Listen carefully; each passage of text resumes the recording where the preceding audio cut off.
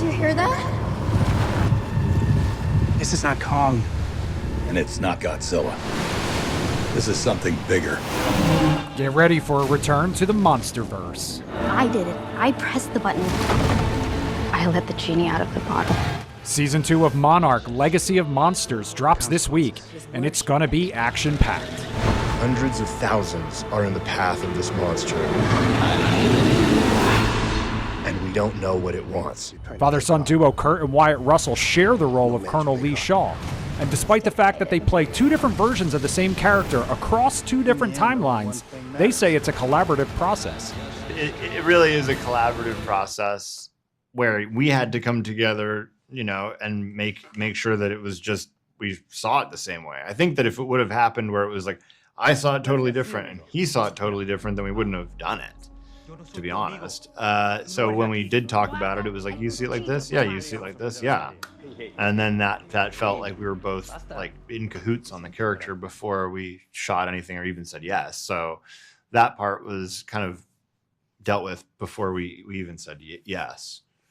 We continued to talk about some ideas that we wanted to approach and did that.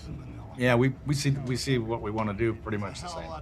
Season 1 of the hit show followed the Randa siblings, looking to uncover their family's mysterious connection to Monarch, the secretive organization monitoring titans like Godzilla and King Kong. I'm gonna find a way to set things right. I promise. Season 2 picks up where Season 1 left off, with the fate of Monarch and the world hanging in the balance. But the past and present collide, blurring the bonds between family, friend, and foe. Kentaro is carving his own path this season. He's more in tune with himself and what he feels is the right thing to do for him. And he's become increasingly independent in that way. May has to decide sort of, or is always considering her safety and saving herself, but then also saving literally the world. They're all considering this.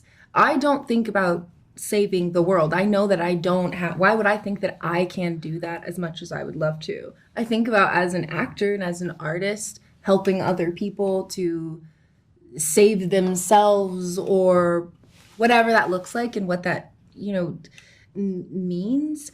And I think that, I don't know, I think that May doesn't, her value, you knew her values last season. In the second season, she doesn't necessarily know what makes a good person.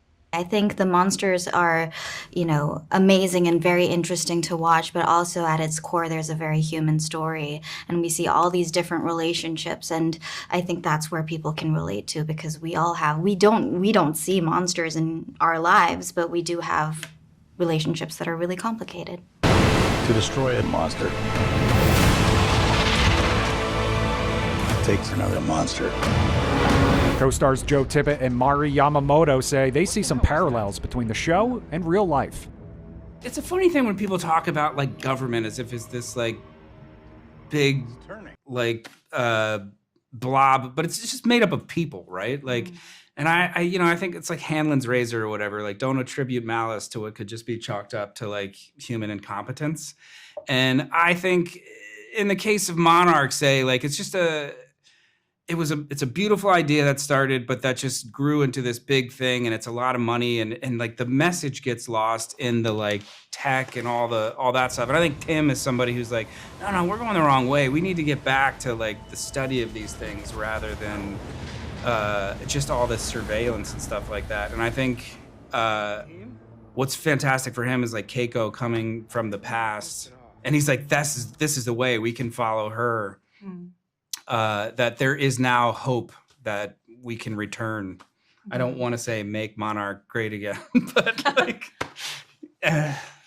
you teed it up, man. I wanted to kind of focus on the subtitle of the show, The Legacy of Monsters. I sort of went into the show a little naively, also assuming the monsters were Godzilla, King Kong, the Titans, but it can also really speak to humankind. And these characters have always kind of existed as allegories for mankind. So do you see this show kind of carrying on that tradition? And what message do you hope fans take away from it? Joe, I'll start with you.